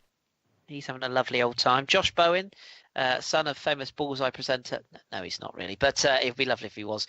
For Hull, he's on one side with Bobby Reid. Of Bristol City over on the other side. He always used to be a hell of a good player to sign on Football Manager, but that's another story. And yes, Leo Bonatini, who is indeed a striker for Wolverhampton Wanderers, not a goalkeeper. Whoops. How's he been? Have you seen much of him, Josh?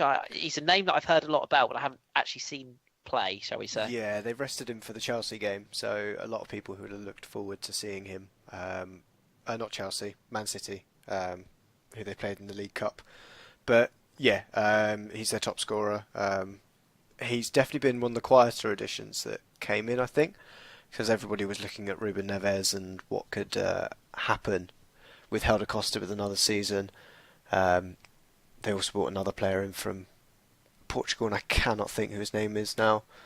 But yeah, they've had they've got made some great signings, but Bonatini's doing great guns for them, and it's definitely helped them into their second place position at the moment. Absolutely. Ross had a couple of notable shouts, didn't he? I don't know if you wanted to mention those, the players that he hasn't put in his side. He says shout outs for Asumbalonga at Forest, Lasoga at Leeds, who came from Hamburg, of course. I thought was really poor against Sheffield United, but has had a good season nevertheless. And Billy Sharp, who of course is still at Sheffield United and still getting goals. Any of those forced their way into your side, do you think, or do you think Ross has got it pretty much bang on? Yeah, it's between Bonatini and Sharp for me up front. You can toss a coin for which one you put up there at the moment. Either way, it would be the correct decision. Yeah, good shout. Ivan Cavallero, by the way, is that who you're thinking of? The other player that was, or Diego Jota? It could be either. Jota was the one I was talking about. Yeah. Good signings. Good signings indeed. Okay, that's that one done then. Lana, let's have a couple from you. You've picked Serie A 11s and Liga 11s, haven't you? So, shall we start with Italy then? Who have you got in your Serie A 11? I've been actually very, how do you call it, reasonable. You have? People might say that I'm biased. I have no idea why. But my starting 11 is Handanovic, Skriniar, Koulibaly, Chiellini. In midfield, I have Papa Gomez, Pjanic, and Milinkovic Savic, and Insigne. I love Milinkovic Savic, by the way. I love him. He's been amazing for Lazio. Yeah. Luis Alberto, Immobile, and Dybala. Interesting. Anybody you were on the fence about, or were you happy with your selections? I know people would be like, "Where's Icardi?" But this starting 11, they've been like top notch, performing every game. So I don't know. Please don't hate me, Inter fans. I love you guys. Well, the only one he makes the bench though. Yeah, I mean, I think the only one that maybe would have a question about your views there might be our very own John, who sent me his team, or well, not his team, but the players he's wanted to mention: Ciro Immobile, Icardi, Dybala, Skriniar, Borja Valero, who scored tonight, Kolarov, who's been reborn at Roma, Koulibaly, you mentioned, Lucas Biglia at Lazio, and Marco Parolo. They were the names that he's given me that he's seen so far. No goalkeeper? No, he hasn't actually picked a team. He's just given me a few names. So I think that would probably be the players that he's decided he wants to go for. So it's difficult to pick out because Serie A has been, the teams have been so good this season. So it's hard to pick out, each and every player for each position. But I mean, I could have gone biased and be like Buffon, Barzagli, Benatia, just like picked everyone. But Be too obvious, wouldn't it? Almost. But yeah, yeah. On No, I was going to say on Italian goalkeepers or goalkeepers in Italy. I have a quick question about Wojciech Szczesny and how he's getting on at Juve. Because he's getting Buffon on has really been well. sitting on the fence of whether or not he's actually retiring, isn't he? Yeah, he came out and said that the World Cup would be his last tournament, and I believe he said this will be his last season. So, I saw but conflicting thing that he said that if they won the Champions League, he'd play on. yeah, I think that he's gonna sit down with the board during Christmas time when it's winter break, and knowing Allegri and Agnelli and everyone, I think that they're gonna convince him to stay on for another season because he still got it. So there's no issue about that. I think that his World Cup will be the last one if they actually go through, because they're in the playoffs with Sweden and they'll play next weekend. Yeah. So I think with the national team he'll be done. But I genuinely hope he stays on beyond this season. I don't know how we'll do in the Champions League, but I'm thinking if we haven't won the last two finals, we're not gonna win this one. But he's played a few games and he's been really good. I think his time in Roma really helped him compared to when he was at Arsenal, because I didn't rate him at all.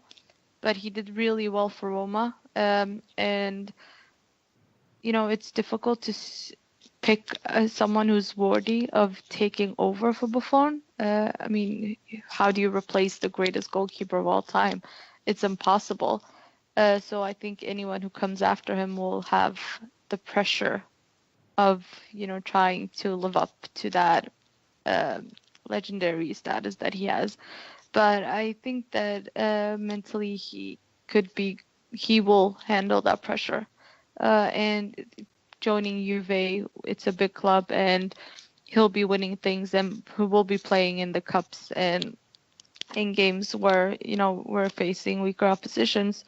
So it will be interesting to see how he moves forward and whether Buffon retires at the end of the season or not.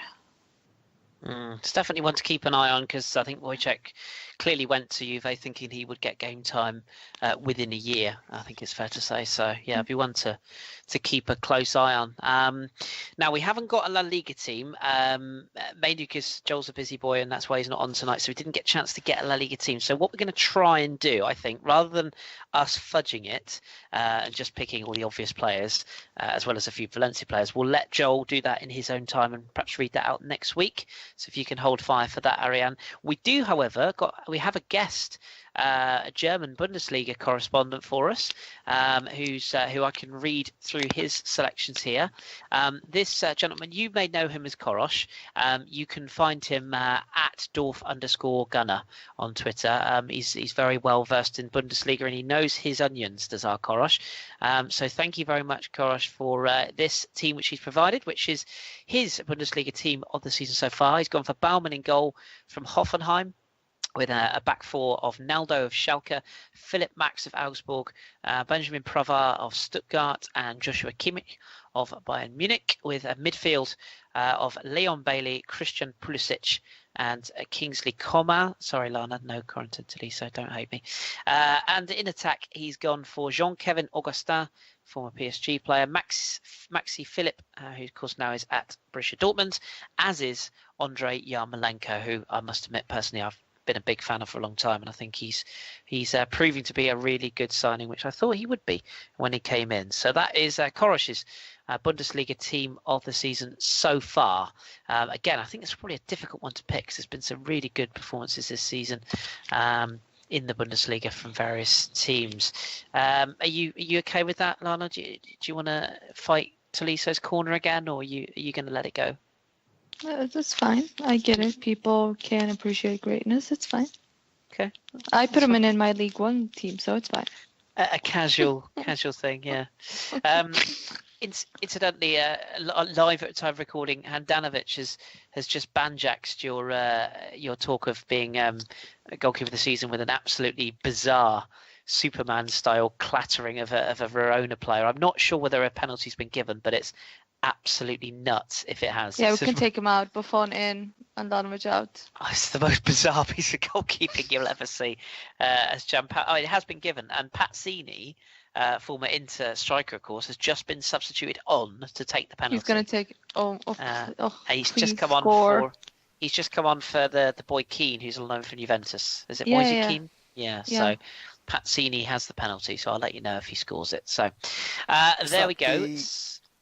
Sorry, is that the one that the father and the tractor striker? Keane. Who? Pazzini? Oh, No, Keane. Keane. Yes, Moise Yes. Keane. Yeah, where he bought his family a tractor so they could farm in. Is it Ivory Coast or? Yeah. Yeah. It is. Because everyone thought he was French. Pazzini scores, by the way. So that is now 1-1 in that game. So there we go. Okay, so that's a good question. Thank you very much for that one, Ariane. You made us all have a look at our stuff. So We didn't mention League One. did we not? Oh, sorry. Right, rattle through League One then. We've got about 10 minutes How left dare you? of our time on the podcast this week. So go on. Who have you got in your Ligue 1 team? Well, I had to do it with you because it wasn't that many teams that been impressive in League One this season. No, true. So what did we agree on the back four? Yes, so we've gone for Suke and Gabriel Silva as the fullbacks. And you went for Diop Lopez in and goal. Glick. Yes. And yes, indeed, you've gone for Diop and Glick, so Diop of Toulouse and Glick from Monaco. The midfield of Ndombele, Malcolm of Bordeaux, Terrier, who's kind of our attacking midfielder, and Tovan, similarly. And Falcao and Nabil Fekir up front. Of course, Fekir has to be on it. Notice that there's not many PSG players in there. In fact, there's none, is there? No. There's no one. I don't think anyone Sacrilege. is. No one's been impressive. And you didn't want me to put Cavani in. I did put Cavani in. I wouldn't allow Cavani to go in. No, I mean we wanted to make it a bit different rather than just pick out the obvious names. So yeah. No. But it hasn't been really any obvious standout players in PSG, barring Cavani, but he's not allowed on any list. No, that's true. Okay. Well, we did our best. Right.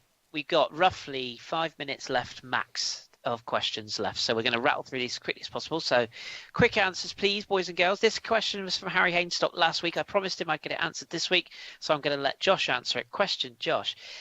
Since Sir Alex Ferguson left Manchester United, the idea of having a long-term manager has been seen as the route to success.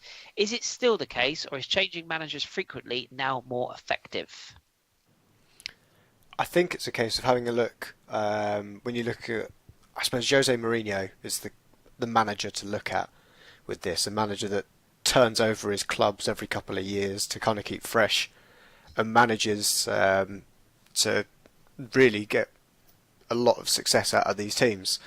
Watford as another squad have also, as a club, look at just having a manager in for 2 years before they see it as getting stale, and look to mix it up almost irrespective of how results are going on and off the pitch. But football is moving to that kind of model, which is where you can see fan bases of clubs that have long-standing managers getting itchy feet because of the fact that there's not a lot of movement in the hierarchy. But I think when you look at football and how long it's been going on, especially in England, where clubs are hundreds of years old, that really having that stability at the helm actually allows a manager to build a legacy with a squad. And overall, I think probably for the best. I think no one likes to see anyone get sacked, but there are always wrong moves that you're going to see with clubs, and the more money that's in it and the more that's at stake, the easiest decision is always to get rid of a manager as opposed to get rid of playing staff. But I would still think it is a model that I'd like to see continue, but I'm not sure the modern game can compete with it. No, No, I think that's fair. It seems to be a changing world, doesn't it, as far as that comes? But our good friend Bobby Chakraborty wanted to ask Lana about her thoughts on Evra, but in the interest of time, I'm gonna withdraw her right to slate Evra off. That's sexist. That's really sexist. Wow. We know how you feel about Patrice Evra, Lana. And He's a by the joke way, to society. I would have to agree, to be honest. This season, particularly, he's been very, very poor. Did you see his Halloween video? Yes, I did. Oh, for the love of God, that man needs to be banned from football. He's more famous for his videos now than he is for his football. I think that kind of says it No all. one takes him seriously. Like, he's a joke. Why would you now? That's strange. Anyway, thank you, though, Bobby, for that kind question. But Bobby also asked a question which I have been answered. This is for a Serie A question. Do you think Jakub Jankto at Udinese will become a good player for a top side, and what's his best position? Well, Bobby, I've got a gentleman called John Welsh. I don't know if you remember this guy. Sounds a bit rogue to me, but he's provided us with an answer to your question. He says, Jankto has all the talents to play for a top side in the future. He currently lacks consistency, which no doubt is a part to his age. I don't think he's ready for a top side right now, though I do think a move to another club with better players around him can only help his development. He's comfortable in any attacking midfield position, but I think he's best suited to the left-hand side of a three. A move to a Europa League level club would definitely help his career. Wouldn't surprise me if he moves in the summer. So there you go, straight from the top. Good question, and thank you, Bobby. And there's your answer from John. Max Grochalka asks us, will Schalke and Juve terminate the Havertz loan? I'm going to say yes. Do you not think so, Lana? Because I don't think it's been... No. No, you think they'll keep him? Well, we're losing Barzagli next season. This will probably be his last season. Why would we terminate it? True. Okay, fair enough. And the final question this week actually comes from Ariane to you as well, Lana. It says, if you were to take one player from St Etienne, who would it be? So for those of you listening who don't understand the rivalry between Lyon and St Etienne, watch on Sunday and you'll see. So this is like asking me which Spurs player I'd take at Arsenal. The answer is none, is always none, never any, is not acceptable. I'd rather see Lyon get relegated than to ever take a St Etienne player. So you are going with the answer I've given then. You would not take any St Etienne players? Yeah. And it's rude to ask that question. How dare you? There you go. That's what happens when you ask these questions, Ariane. They get shot down in flames. So Lana is not taking any questions. No, Josh, I would not take Toby Alderweireld at Arsenal. Thank you very much. Right. What about Harry Kane? He would take Kane. Please, come on. No. And I'm Is it sorry. because he's a penalty merchant? No, it's because he's a Spurs player, and that's it. And before anyone Sol says, Campbell. oh, I knew you were going to say Sol Campbell. Well, Sol Campbell kind of chose to walk out of Spurs and come to us. And what if he does? What if he does? What if Harry Kane is like, okay, I want to join? Are you going to be like, no? I don't think we're going to ever have to deal with that problem. Never say never. I've just seen a fully grown man take a full boot of studs into his testicles. That looks quite sore. But I'll leave that hanging, listeners. And no, I wouldn't take Eriksen either, Josh. Stop baiting me.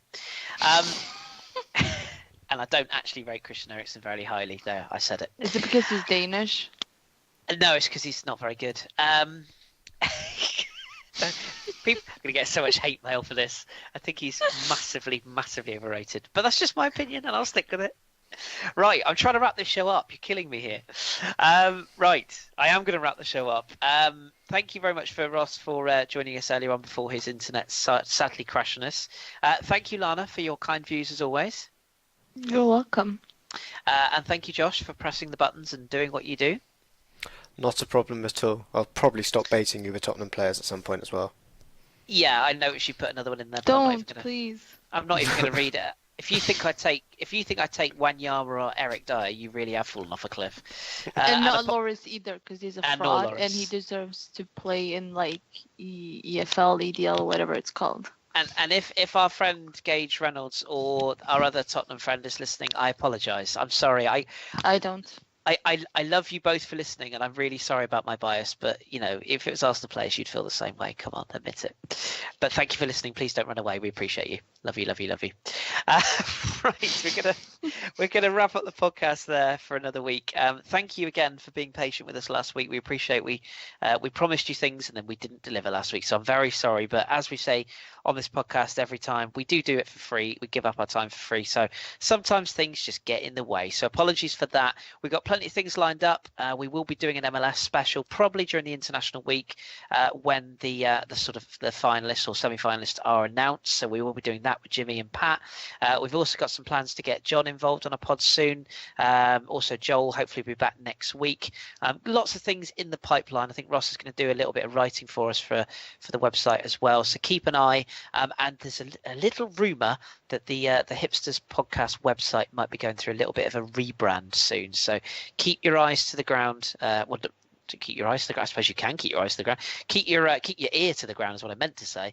But keep focused on our Twitter page and our website for news of things coming your way soon. But until then, do check out our sponsors. As you would have heard, the little clip played at the start of the show. If you have any sort of website queries, designing, branding, marketing, SEO, anything that's website related that you want a bit of advice on, get in touch with the 4 Elements crew. Kris and his merry bunch of men will, I'm sure, be quite willing to help you. So get in touch with them. We thank them for their loyal support. Thank you to all the crew that make the podcast and website happen. Thank you to you all. And of course, thank you to you, the listeners. And a special shout out, if he's listening this week, to a friend of ours, Kyle Bonner. Kyle will know who he is. Kyle, hope you're well. Haven't spoken to you in a little while, so just wanted to give you a little shout out as well. So thank you all for listening. We will be back next week, either on Sunday or Monday. So keep your eyes tuned, or keep your ears tuned and your eyes tuned. We'll be back soon. Keep your beard strong and your glasses trendy. We've been the Football Hipsters, and we'll speak to you next week.